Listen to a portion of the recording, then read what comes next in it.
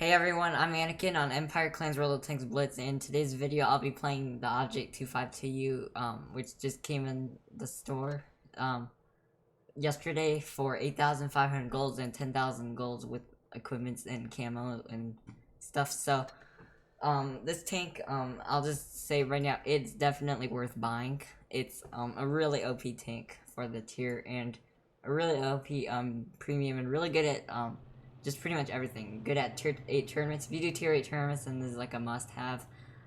It's really good in raiding battles, and good in normal battles, and good in like training rooms to troll, and just good in like everything. It's a really strong, heavy tank in tier 8. So basically, first of all, the main thing that before getting into some live gameplay is the armor. The armor is like broken. The upper plate armor, it's a pike nose tank, but unlike the IS-3, the upper plate armor is literally impenetrable to like tier 10 tank destroyers using gold ammo. They can't pen you on the upper plate. It's like that strong. It's like 400 something millimeters effective armor thickness, so the upper plate armor is just broken. Like even if you angle it, you can't penetrate it. The lower plate armor of course is weak because that's just the weakness of it. It's pretty big also. Bigger than like the IS-3 and other ones like that. So that's one like bad thing about the tank. But if you hide this, then it should be fine. It's about 160 millimeters thick though, so you'll still bounce some like low tier, low pen tanks. So turret armor is also pretty good. You have those cupolas on the top that are pretty weak and pretty big, 2 of them. So you have to worry about those. But just shake your turret around and they're pretty hard to hit. And the side armor on this tank is like completely broken. You have literally black holes are like everywhere in there. You like just bounce everything. It's just broken, and you have this really troll spaced armor and like sharp angle things on any Russian side armor. But like if you take a look on the back here, I'm not sure if you can see my mouse, my cursor. I don't know, but just like above the track area, there's like that sharp angled thing. That's basically like the kind of like part of the hull. But then on the side, it goes out on the other angle too. So and basically like when you're it's just like spaced armor, and it's like sharply angled, so when your shell goes in there, it has to this side is already pretty sharp angle, so it might ricochet. If it doesn't ricochet off of there, then it goes through and penetrates, but then it's got the other layer that it might ricochet also, and then finally when you go in, then you hit. But it's just like so troll. Side armor is just like, you bounce so much. I'd say I bounce almost like more on the side armor than the front armor or something. It's just crazy. The side armor is broken on this. So mobility is also not too bad. 29 kilometers per hour average speed and 35 top speed with 15.9 power to weight ratio. So it's actually pretty mobile, I'd say, especially for this much armor. Not as much as the WZ-112-2, of course, but still, it's really mobile. And the gun is also really nice, 420 alpha, so you're able to trade better. And you got good penetration already, so I use the gun rammer for sure. Use the gun rammer. I'll just show my equipment. I use the refined gun instead because you don't wait like 6 seconds to literally like, I don't wait 6 seconds to aim. And you'll see in the you'll hopefully see in the video how broken the gun also kind of is. It's got really bad dispersion and accuracy, and aiming time, but for some reason I always like seem to hit a lot of shots that shouldn't hit, like where my dispersion circle is huge. So tier 9's no problem in this tank. Like I've bounced like waffles and like all those like tier 9 TDs. I bounced them like even off the side armor and stuff. So your armor is just like real strong. This tank should probably be in tier 9 in my opinion. Like maybe and the IS-8 should like probably be in tier 8, but whatever. So Object 252, yeah. So I'm gonna go actually to the medium side. I don't really like to go this area really, but I could actually side scrape off of those things. You know what? I'm gonna go side scrape off those things because they got some they got a reasonably heavy lineup. So T921 there. Yeah, this is oof. How did we get penetrated? Was it okay? Scorpion G, I bet it was a Scorpion G. Yeah, that's like probably like you pretty much can't get penetrated by a lot of things, so you can't just like overestimate your armor though. That's what I was doing in like my first games in this tank was I was just thinking that the armor is so strong that you can literally just like YOLO almost, but that's something that you can't do still.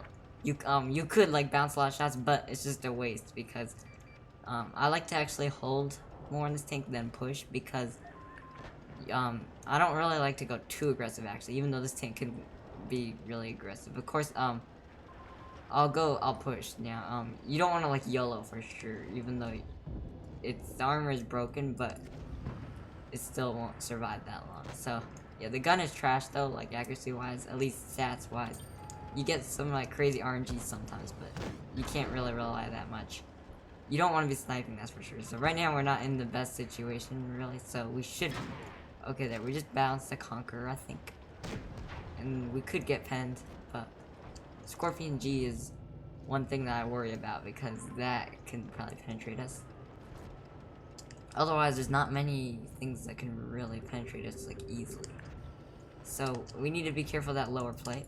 But let's try to get a shot there. 465, and my dispersion circle is literally like really huge there. I still managed to hit, so that's just like Russian bias plus object 252 bias.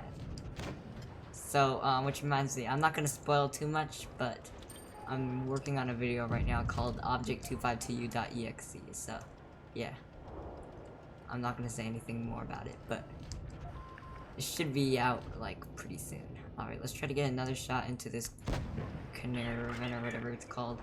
Yes, so we hit again. And that's literally like, we're able to, okay, ST1, stop rushing. Hold positions, come on.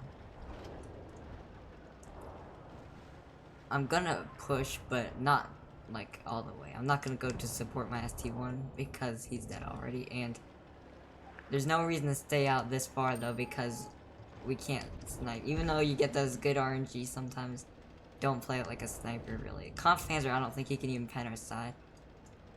I'll just wiggle. Yep, because it's got low pen already, and our side armor is really good, so. There's a Conqueror over there. Alright, that. Bounced. That Scorpion G I'm worrying about. I might be able to one-shot him with an HE. Oh no, he's gonna kill me.